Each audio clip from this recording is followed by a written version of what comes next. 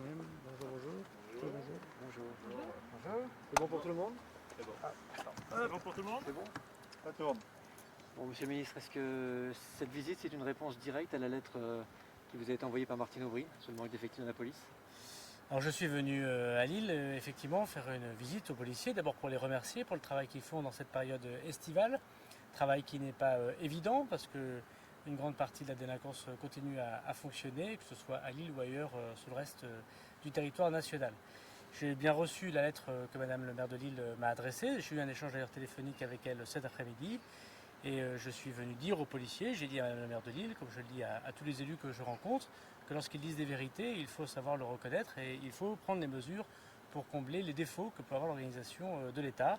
Il manque à peu près une cinquantaine de policiers nationaux dans l'agglomération de Lille, que je connais bien. Et donc dès le mois de septembre, ces policiers qui manquent seront complétés.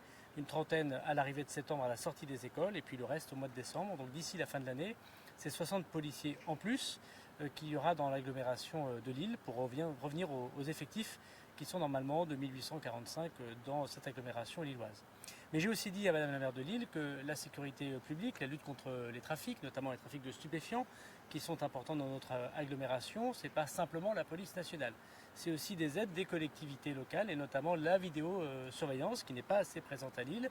Il y a moins d'une quinzaine de caméras de la ville de Lille sur l'ensemble de la ville de 230 000 habitants. C'est évidemment pas suffisant. J'ai noté avec intérêt que dans le programme municipal de Madame la maire de Lille, il y avait à la fois la création d'un centre de supervision de ces caméras qui n'existe pas aujourd'hui et qui manque cruellement à la police pour intervenir, à la justice pour poursuivre et pour confondre les trafiquants, et qu'il manquait aussi de caméras de vidéoprotection. Elle m'a dit cet après-midi au téléphone qu'elle avait bien compris et qu'elle mettait en place ces caméras à partir de la rentrée et que je lui ai dit la disponibilité de monsieur le préfet et de l'État pour l'aider notamment à financer ces caméras qui manquent ici à Lille pour aider la police à faire son travail correctement.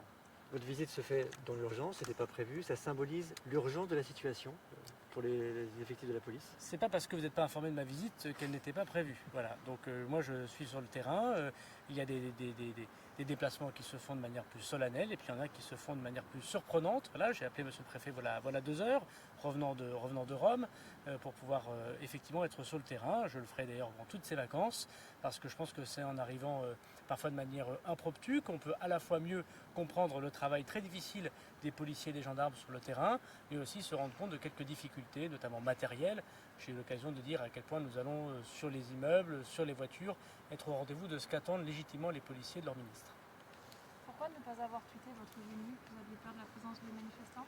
Parce que je viens de descendre de Rome il y a 2 heures, que j'ai appelé Madame la maire de Lille et que celle-ci, même si elle était à Paris, ne pouvait pas se rendre disponible. Et allant dans ma commune de Tourcoing, je suis passé par Lille, il n'y a rien de plus efficace que entre Rome et Tourcoing de passer par Lille. On peut tweeter quand on est dans une voiture. Mais on n'est pas obligé de répondre notamment à la dictature de l'émotion et des journalistes. Voilà. Toutes les expériences qui ont été menées, je pense aux brigades de reconquête républicaine, c'est-à-dire que tout ce qui a été fait avant n'a pas suffi et que là il y a vraiment urgence plus qu'avant. Il y a dans l'agglomération lilloise, mais aussi dans quelques autres agglomérations de France, un trafic de stupéfiants qui est bien trop important. Il est toujours trop important, mais là bien trop important. La proximité, vous le savez, de la Belgique, et puis le fait que désormais le cannabis, la cocaïne sont dans beaucoup d'endroits de la République.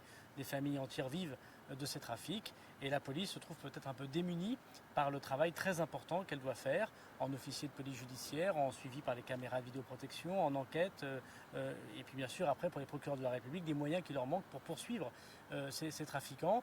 Et donc ce qu'a décidé le Premier ministre, à la fois une augmentation sans précédent du budget de la justice pour aider les magistrats à faire ce travail et pour poursuivre ceux qui sont des trafiquants, l'amende, parce que ce n'est pas qu'une question de trafiquants de quartier, je l'entends trop souvent, il y a aussi des gens dans les beaux quartiers de Lille et d'ailleurs qui utilisent ces substances illicites, le cannabis, la cocaïne, et qui doivent être pénalisés. Le consommateur doit être pénalisé comme le trafiquant doit être pénalisé. Et puis les moyens donnés à la police nationale encore dans le budget 2021 par 2000 policiers et gendarmes supplémentaires, par une augmentation très importante des moyens matériels qu'on peut leur donner pour aller plus fort et plus loin dans la lutte contre les stupéfiants. Il y a des choses qui ont été faites, notamment par mon prédécesseur, la mise en place d'une politique particulière qu'on appelle l'OFAST, avec les douanes, avec les finances publiques, avec évidemment les policiers et les gendarmes. On doit intensifier cette lutte contre les stupéfiants qui manifestement pourrit la vie des habitants des quartiers de Lille et d'ailleurs. Merci beaucoup. Un mot sur la mairie de Tourcoing. Merci beaucoup. Merci. Merci à vous. Depuis la mise en place du nouveau gouvernement, vous n'arrêtez pas d'aller à droite et à gauche, de multiplier les déplacements. Vous allez continuer comme ça pendant longtemps? Bah, vous le verrez bien. Merci à vous. Merci. Merci.